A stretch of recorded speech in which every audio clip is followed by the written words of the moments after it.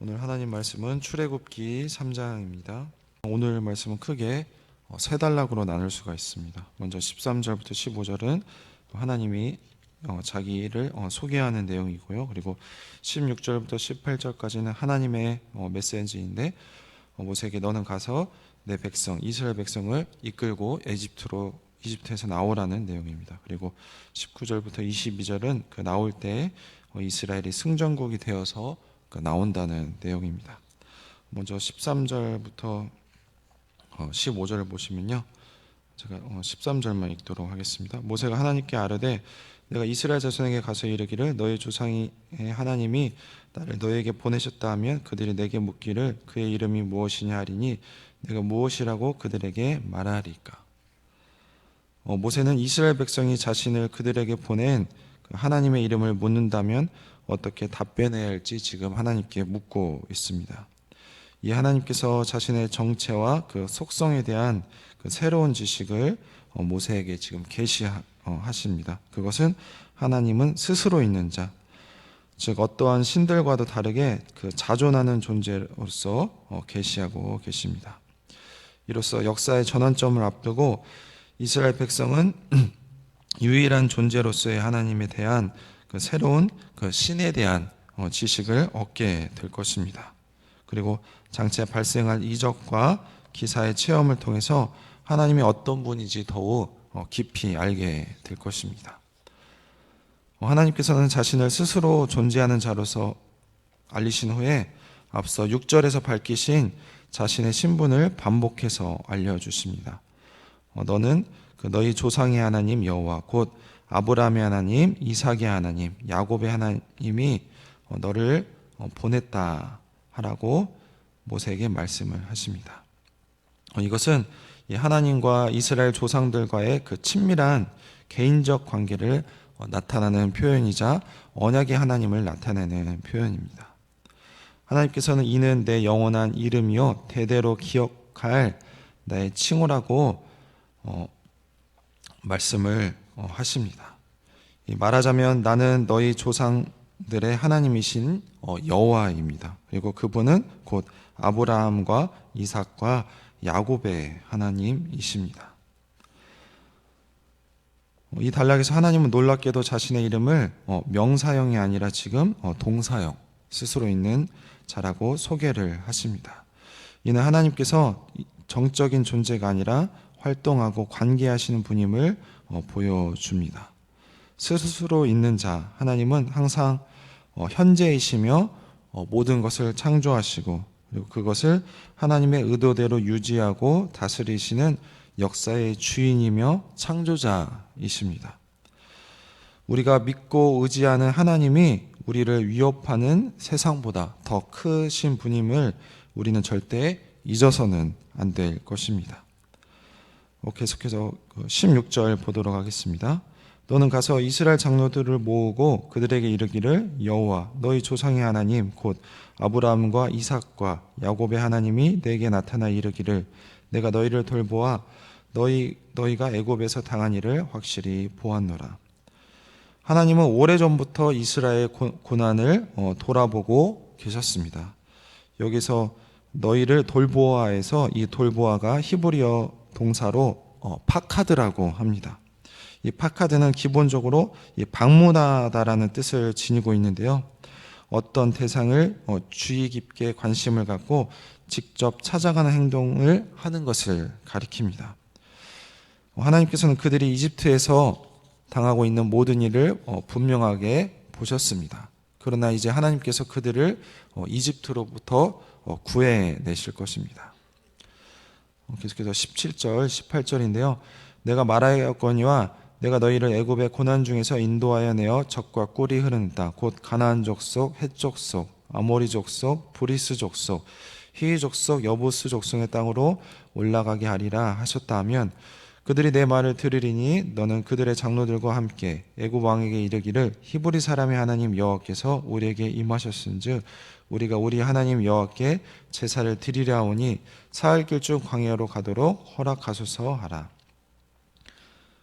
출애굽기 3장 8절에서 말한 대로 현재 그 약속의 땅, 그 풍요의 땅은 이 가나안의 여러 종족들이 점유한 채 지금 살고 있습니다.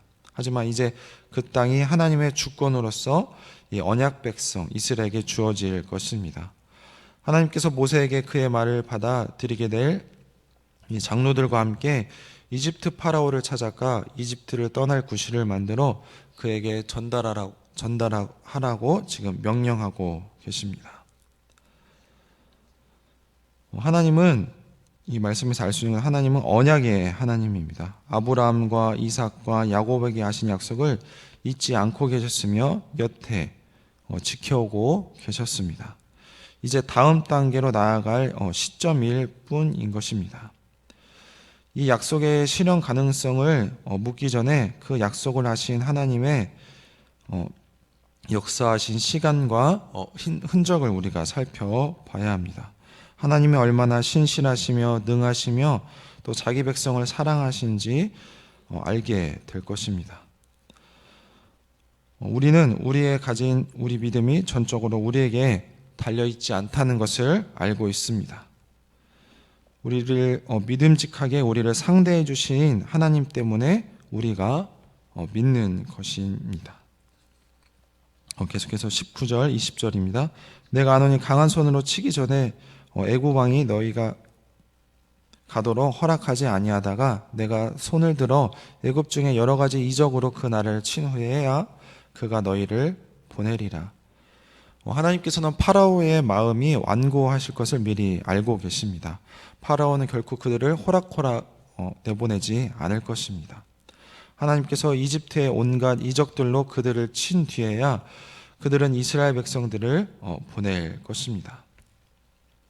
그러나 그들이 떠날 때 이스라엘 백성들은 이집트 사람들의 호의를 얻고 떠나게 될 것입니다.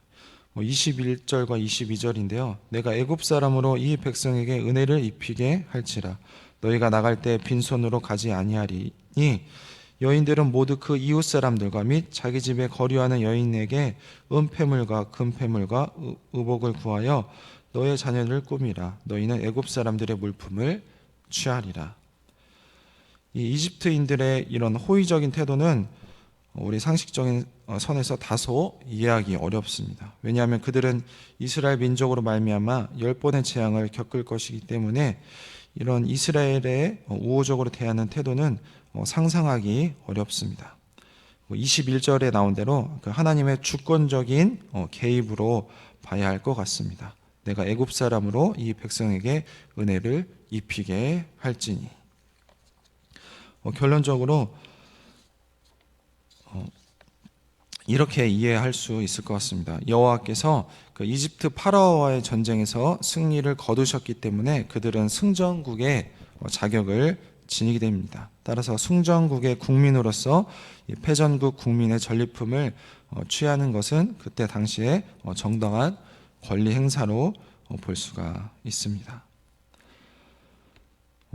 이 단락에서 하나님은 이제 모세가 이스라엘 자손에게 가서 해야 할 일과 예상되는 여러 가지 반응들과 그리고 궁극적인 결과들을 미리 알려주고 계십니다. 그래서 두려움과 불안함으로 의심하는 모세의 마음에 지금 확신과 용기를 주고 계십니다.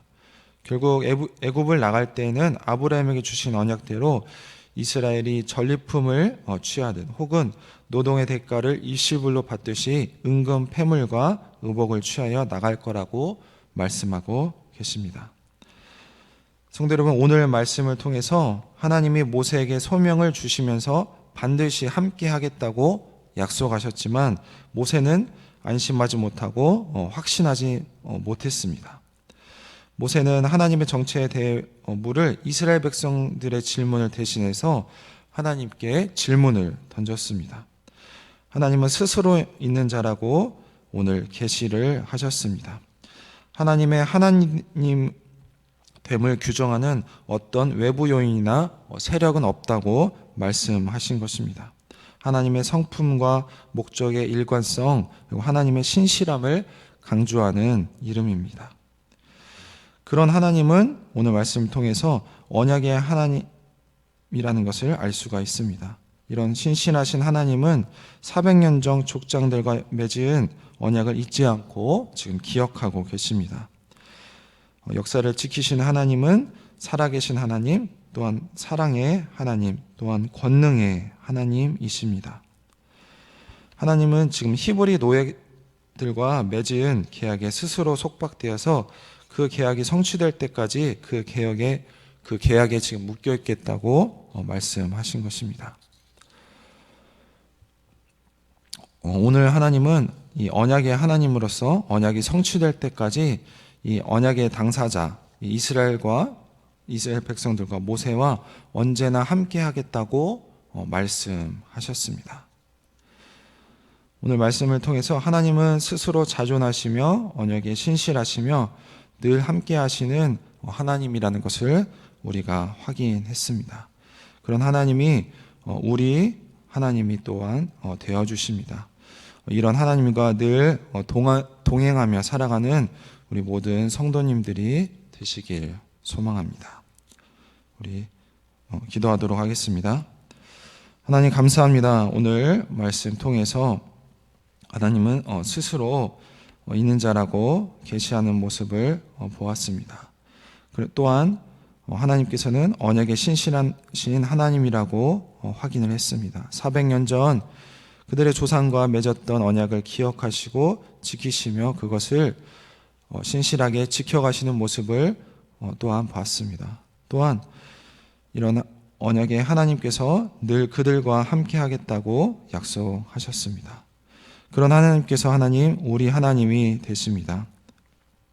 그래서 우리가 어떤 상황 가운데서도 이런 언약의 하나님을 믿고 우리의 창조주 되시고 구원자 되시고 지금도 주관하셔서 이 세상을 운행하신다는 것을 우리가 믿고 그런 사랑의 하나님이 우리와 함께 하신다는 것을 믿으며 살아갈 때 우리가 언제나 힘있고 당당하게 살아갈 줄 믿습니다.